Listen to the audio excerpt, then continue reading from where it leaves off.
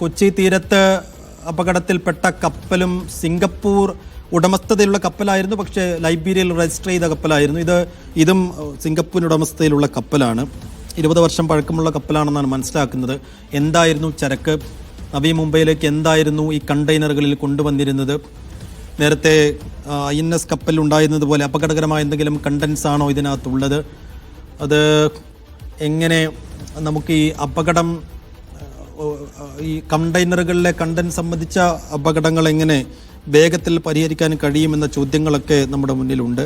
ഷിത ഇപ്പോൾ ബേപ്പൂരിൽ എത്തിയിട്ടുണ്ട്. ഷിത, അവിടെ എത്തുമ്പോൾ ബേപ്പൂർ തുറമുഖ അധികൃതരുമായും കോസ്റ്റ് ഗാർഡ് അധികൃതരുമായും ഒക്കെ സംസാരിക്കാൻ കഴിഞ്ഞിട്ടുണ്ടോ? ബേപ്പൂർ തുറമുഖം ലക്ഷ്യമാക്കി തന്നെയാകുമോ ഈ റെസ്ക്യൂ ഓപ്പറേഷൻസിൽ ഉൾപ്പെട്ട കപ്പലുകൾ വരിക?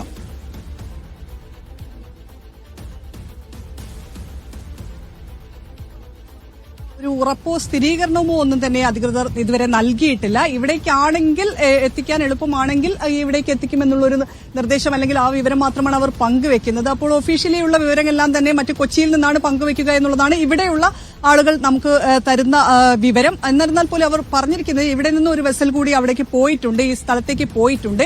അപ്പോൾ ആ വെസലിൽ നിന്നും ലഭിക്കുന്ന, അവിടെ എത്തിയതിനു ശേഷം അവർക്ക് ലഭിക്കുന്ന വിവരത്തിനനുസരിച്ച് മറ്റു കാര്യങ്ങൾ പറയാമെന്നുള്ളതാണ്. എന്തായാലും തൊഴിലാളികളെ അതിലുണ്ടായിരുന്ന ജീവനക്കാരെ രക്ഷപ്പെടുത്തി കൊണ്ടുവരുന്ന സാഹചര്യത്തിൽ അവർക്കുള്ള ചികിത്സാ സൗകര്യങ്ങൾ ഒരുക്കാനുള്ള നിർദ്ദേശം ഇവിടെ നൽകിയിട്ടുണ്ട്.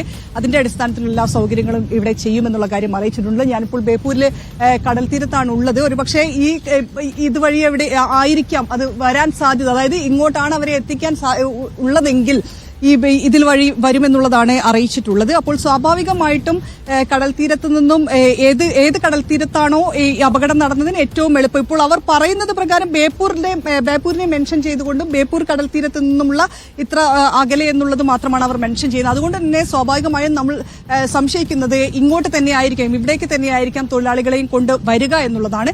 പക്ഷെ ബേപ്പൂരിൽ നിന്ന് പോയിരിക്കുന്നത് വെസലാണ്. ബാക്കിയുള്ളതെല്ലാം തന്നെ കൊച്ചിയിൽ നിന്നുള്ളതാണ്.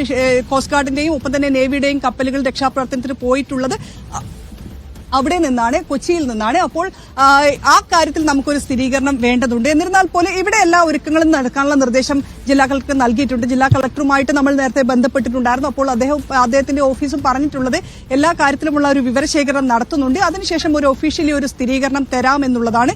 എന്തായാലും ഇപ്പോൾ നമുക്ക് ലഭിക്കുന്ന വിവരം അനുസരിച്ചുള്ള 18 പേരെ രക്ഷപ്പെടുത്തിയിട്ടുണ്ട് എന്നുള്ളത്. 4 പേർക്കായുള്ള ഒരു തെരച്ചിലാണ് നടത്തുന്നത്. അപ്പോൾ അവരെ ഈ പോകുന്ന ഏതെങ്കിലും വെസലോ ഷിപ്പിലോ അവരെ രക്ഷപ്പെടുത്തി കഴിഞ്ഞാൽ ഉടനെ തന്നെ ഇങ്ങോട്ട് എത്തിക്കാനുള്ള സംവിധാനങ്ങളുണ്ട്. അപ്പോൾ ഇവിടെ എത്തിക്കഴിഞ്ഞാൽ അവർക്ക് പ്രാഥമിക ശുശ്രൂഷ നൽകിക്കൊണ്ടാണ് അവരെ ഇവിടേക്ക് എത്തിക്കുന്നത്. അപ്പോൾ ഇവിടെ നിന്നും ആശുപത്രിയിലേക്കോ മറ്റോ മാറ്റേണ്ട, അങ്ങനെ ചികിത്സ നൽകേണ്ട കാര്യങ്ങൾ ഉണ്ടെങ്കിൽ അതിനുള്ള സൗകര്യങ്ങളെല്ലാം തന്നെ ഒരുക്കുകയും ചെയ്യുന്നുണ്ട്. സൈഫുദ്ദീൻ, ശരി. എന്തായാലും ബേപ്പൂരിലേക്ക് തന്നെയാണോ ഈ രക്ഷപ്പെടുത്തിയ ജീവനക്കാരെ കൊണ്ടുവരിക എന്നുള്ള കാര്യത്തിൽ ഇപ്പോഴും വ്യക്തതയില്ല. അങ്ങനെ ഒരു കമ്മ്യൂണിക്കേഷൻ നിലവിൽ ഇതുവരെ ബേപ്പൂർ അധികൃതർക്ക് ലഭിച്ചിട്ടില്ല.